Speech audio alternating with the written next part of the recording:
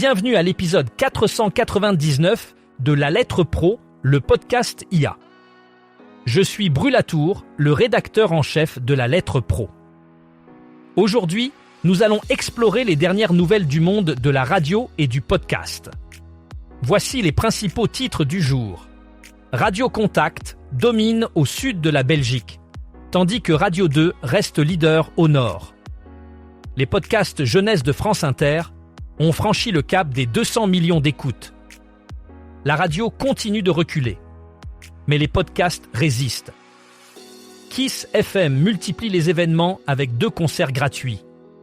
Radio France augmente ses points d'accès au contenu audio. Aux États-Unis, la radio atteint plus d'adolescents que le streaming financé par la publicité. La CNRA salue le bilan d'Alain Seban et accueille Roch-Olivier Mestre à la présidence du FSR. Katz Radio Group analyse le lien durable entre les auditeurs et leurs stations préférées. Enfin, la RTBF inaugure un siège pensé pour les usages audiovisuels et audio de demain. En Belgique, Radio Contact continue de dominer le paysage radiophonique au sud du pays, tandis que Radio 2 se maintient en tant que leader incontesté au nord. Selon les dernières études d'audience, Radio Contact a su captiver un large public grâce à une programmation variée et dynamique qui séduit un auditoire fidèle et en constante croissance. Pendant ce temps, Radio 2, avec ses contenus de qualité et une approche axée sur la proximité, conserve sa position de leader dans la région flamande. Ces résultats illustrent la diversité des préférences radiophoniques entre les 2 régions du pays et confirment la vigueur et la compétitivité du secteur radiophonique belge. Les podcasts jeunesse de France Inter ont franchi une étape importante en atteignant le cap des 200 millions d'écoutes.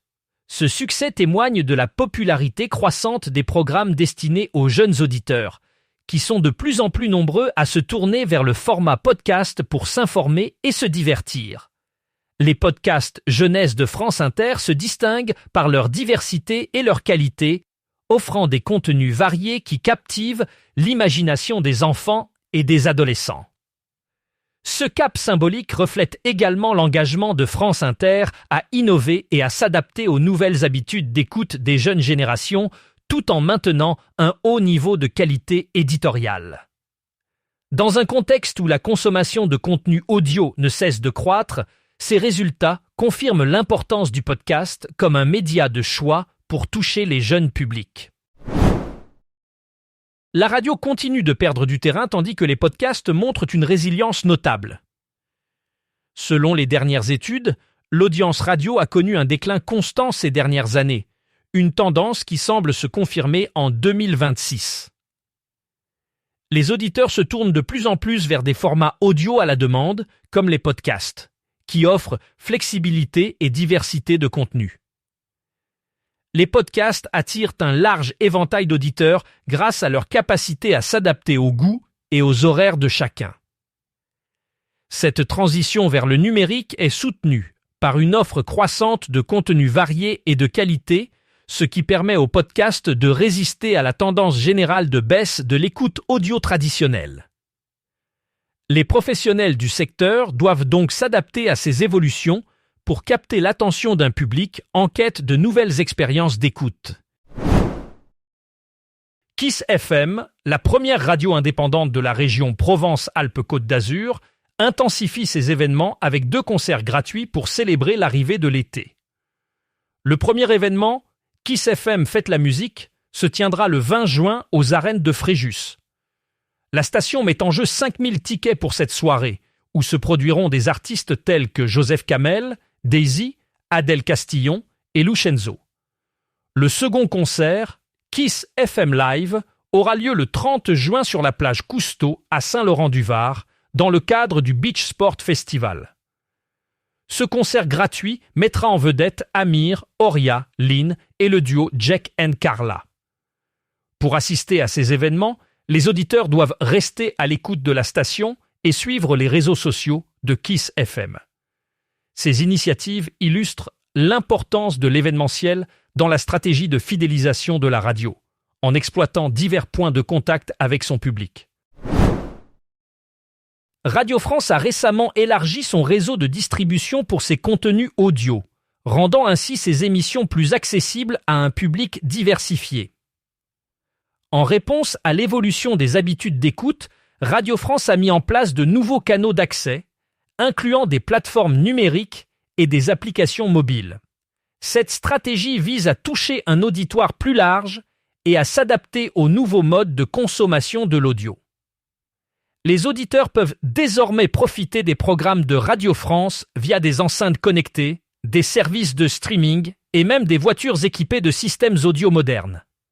Cette diversification des points d'accès permet non seulement d'augmenter l'audience, mais aussi de renforcer l'engagement des auditeurs avec les contenus de Radio France.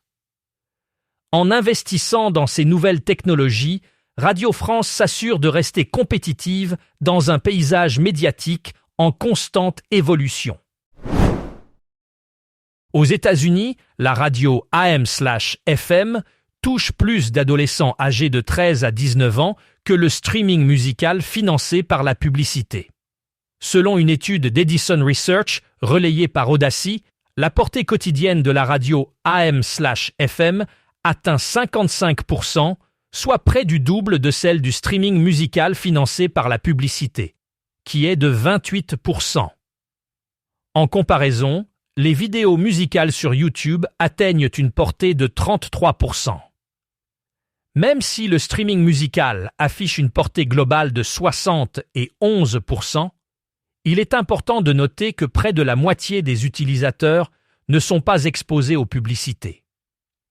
Cette situation montre que la radio continue de jouer un rôle important dans la consommation audio des adolescents, malgré la montée en puissance des plateformes numériques. Cela souligne également le défi pour les services de streaming de capter l'attention des jeunes auditeurs tout en monétisant leur contenu par la publicité.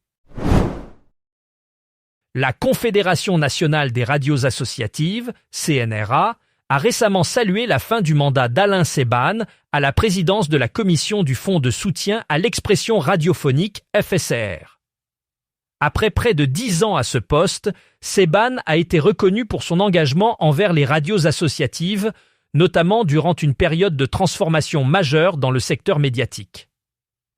Sous sa présidence, le FSR a été un outil clé pour soutenir le pluralisme et l'indépendance des plus de 750 radios associatives en France. La CNRA a exprimé sa gratitude pour son rôle de défenseur des radios de proximité qui affrontent des défis technologiques et économiques. Roch-Olivier Mestre a été nommé à la présidence de la commission du FSR. La CNRA accueille cette nomination avec confiance, mettant en avant l'expérience de Mestre à la tête de l'ARCOM. Cette expertise est perçue comme un atout pour comprendre les enjeux du secteur radiophonique français. La CNRA souligne l'importance des radios associatives pour la diversité médiatique et la cohésion sociale, rappelant leur rôle crucial dans l'information et l'éducation aux médias. Dans un contexte de mutation audio, avec le déploiement du DAB+, et la montée des géants technologiques, le soutien au FSR est jugé essentiel pour maintenir une radio accessible et diversifiée. Katz Radio Group a récemment mené une étude pour analyser le lien durable entre les auditeurs et leurs stations de radio préférées. Les résultats de cette enquête montrent que la voiture reste le principal environnement d'écoute de la radio pour 85% des participants. Ce chiffre est significatif, soulignant l'importance de la radio dans le quotidien des automobilistes. Le smartphone suit avec 33%, tandis que les postes radio et chaînes Hi-Fi sont utilisés par 24% des répondants. Les enceintes connectées comptent pour 17% et l'ordinateur pour 10%. Cette répartition montre que, malgré l'évolution technologique, la radio conserve une place prépondérante dans les habitudes d'écoute, particulièrement en voiture. Katz Radio Group souligne que cette fidélité à la radio est un atout majeur pour les stations, qui doivent continuer à innover pour maintenir et renforcer ce lien avec leur audience. La RTBF a récemment inauguré Media Square, son nouveau siège à Bruxelles, en présence du roi Philippe et de la reine Mathilde.